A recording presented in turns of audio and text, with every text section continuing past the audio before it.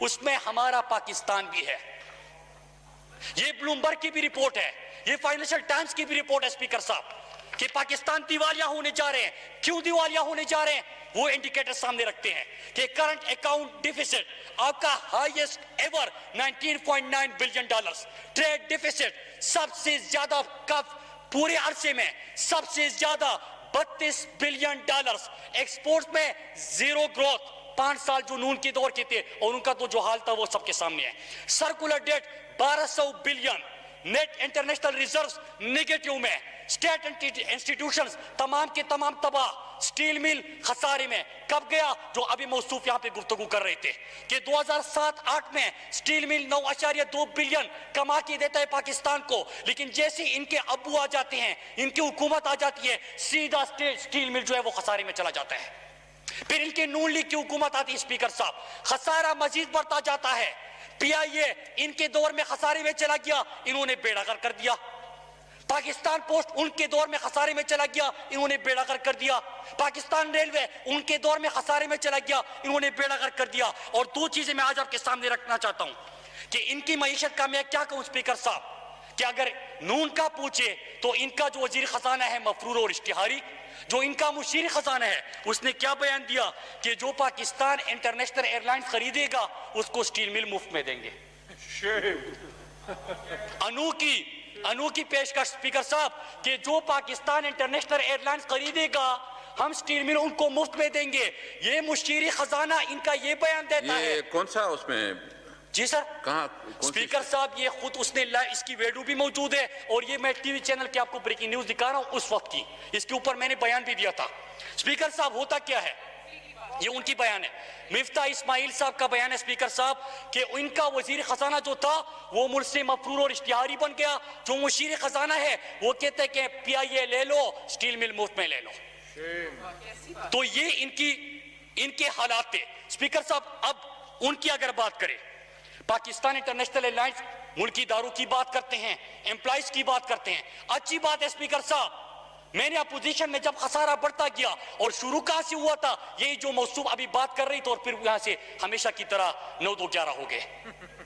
وہ جو بات کر رہے تھے ان کے دور میں آغاز ہوا تھا خسارے میں, لیکن انہوں نے کیا کیا, جو آج کل پارٹنر بنے ہیں, کہ ایک بندہ لے کے آئے 50 لاکھ تنخواہ پہ, گورا, کہ بڑا ذہن ہے, بڑا برین ہے. وہ یہاں پہ آئے, ہم نے سوال اٹھایا کہ 50 لاکھ روپے دے رہے, کیوں دے رہے؟ کہتے کہ بہت بڑا دماغ ہے اس کے پاس.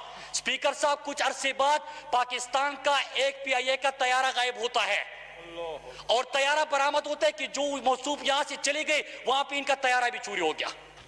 اسپیکر صاحب یہاں پہ گوداموں سے صرف گودام غائب نہیں ہوتا, صرف پیسے چوری نہیں ہوتے, یہاں پہ طیارے چورے ہوتے تھے. یہ تھی ان کے انڈیکیٹر, ان کی حالت. ہمارے دور میں کیا ہوا اسپیکر صاحب؟ پھر آتے ہیں عمران خان کے دور کے اوپر, کہ 2 اگست 2018 کو کہا جا رہا ہے, بلومبرگ کی رپورٹ آتی ہے کہ 7 ممالک دیوالیہ ہونے جا رہے ہیں, اور ہمارے پاکستان کا ذکر کر رہے تھے. ہم نے کیا کیا کہ اس سال کرونا سے پہلے, جو انہوں نے کہا تھا کہ کرونا کے پیچھے مت چھپے, مارچ تک پہلے 3 کوارٹرز کا ڈیٹا سامنے رکھتا ہوں. ایف بی آر ٹیکس 17% اضافہ ہوا, فورن ڈائریکٹ انویسٹمنٹ 137% اضافہ ہوا. ایکسپورٹ آپ کی بڑی, ان کے ایکسپورٹس کیا تھا کہ ایکسپورٹ میں زیرو گروتھ تھی اسپیکر صاحب. ایکسپورٹس آپ کی بڑی, ریمیٹنسز انہوں نے کہا تھا کہ باہر سے پیسے آئیں گے, پاکستانی بھیجیں گے, 6% ریمیٹنسز آپ کے بڑھے. اسپیکر صاحب کرنٹ اکاؤنٹ ڈیفیسٹ ہم نے کم کیا, 73% اس میں کمی لے کے آئے, اور اس کے بعد 5000 ارب انہوں نے پیسے کی بات کی. ان کے لیے ہوئے قرضوں کی سود میں ہم نے واپس کر دی, عمران خان نے واپس کر دی. اب اسپیکر صاحب انہوں نے ایک اور بات کی, اور میں بڑی دلیل سے بات کروں گا, ایک ڈیٹا رکھوں گا. انہوں نے بڑی بات کی کہ اگر آپ لوگ اخراجات کی بات کرتے ہیں اور آپ لوگوں نے تنخواہیں نہیں بڑھانی تھی, تو آپ ذرا وزیروں عمران خان اور ان کی تنخواہ کم کر دیتے. جناب آپ کی نظروں سے نہیں گزرا, پہلے سال ہی ہم نے وزیروں کی اور عمران خان کی تنخواہ میں 10% کمی کر دی تھی, اور اس سال فریز کر دیا. اسپیکر صاحب صرف یہ نہیں کیا کہ ہم نے قومی خزانے کا تحفظ کرنا تھا.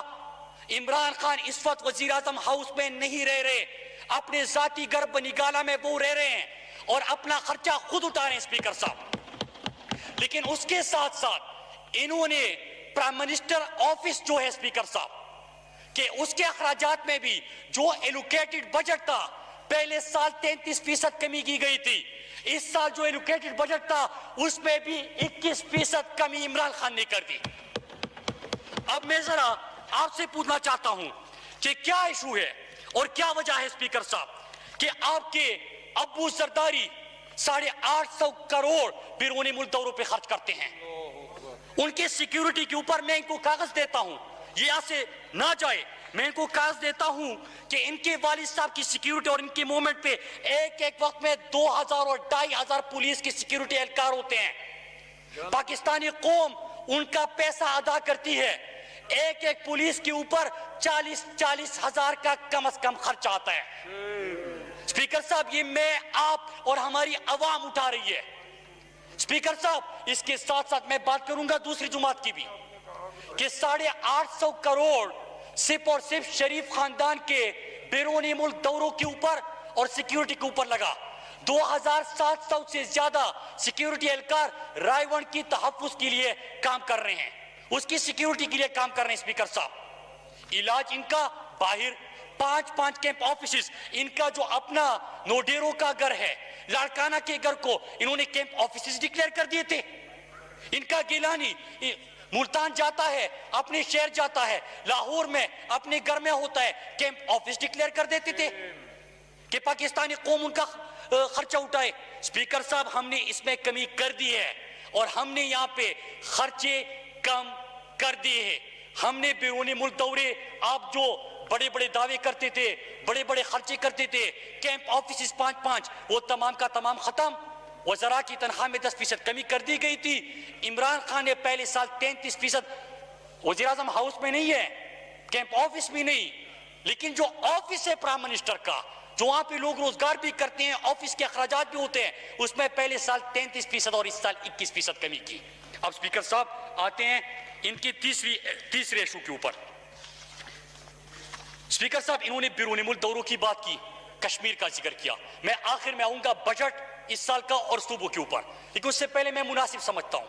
انہوں نے کہا کہ کشمیر کی نمائندگی، اسپیکر صاحب پاکستان کی پوری 50 سال کی تاریخ دیکھ لیجئے، انڈیا کشمیر کو اپنا اندرونی مسئلہ سمجھتا تھا۔ اسپیکر صاحب پچھلے 54 سال میں پہلی دفعہ ایسا موقع آیا کہ ایک سال کے اندر 2 دفعہ UN سیکیورٹی کونسل میں کشمیر کے اوپر بحث ہوتی ہے۔ اسپیکر صاحب صرف یہ نہیں ہوتا کہ اقوام متحدہ کے اندر عمران خان کشمیر کا سفیر بن کے گیا تھا۔ اسپیکر صاحب ان کے لیے پرواہ نہیں، انہوں نے وزیرستان کی بھی بات کی، کشمیر کی بھی بات کی۔ ہاں آپ کے والد صاحب بھی گئے تھے، زرداری صاحب گئے تھے وہاں پہ، انہوں نے ایک بات کی تھی کہ ڈرون حملے کرتے جائے، ان لوگوں کو مارتے جائے۔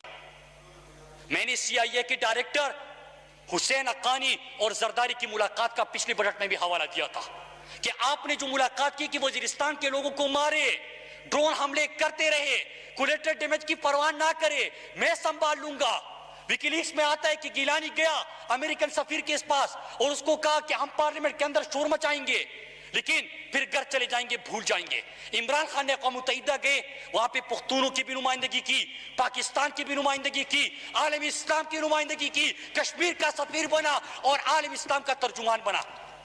میرے لیے سب سے بڑی خوشی کی بات کیا ہے؟ آپ ترجمانی کی بات کرتے ہو، ہمارے لیے مسلمان ہیں، ہمارا دل دکھتا ہے جب کبھی یہاں پہ ایڈ سپیچ ہوتی ہے، ختم نبوت کے اوپر مسلمانوں کی جب دل آزاری ہوتی ہے۔ اسپیکر صاحب جب عمران خان کی آواز گونجی اقوام متحدہ کے ایوان میں جہاں پہ مسلمانوں کے خلاف پروپیگنڈا ہوتا تھا، مدینے کی ریاست کی بات ہوتی ہے، ایاک نعبد و ایاک نستعین سے آغاز ہوتا ہے اور اصل میں عاشق رسول کی وہاں پہ جھلک نظر آتی ہے۔ اسپیکر صاحب میرا سر فخر سے اونچا ہو جاتا ہے۔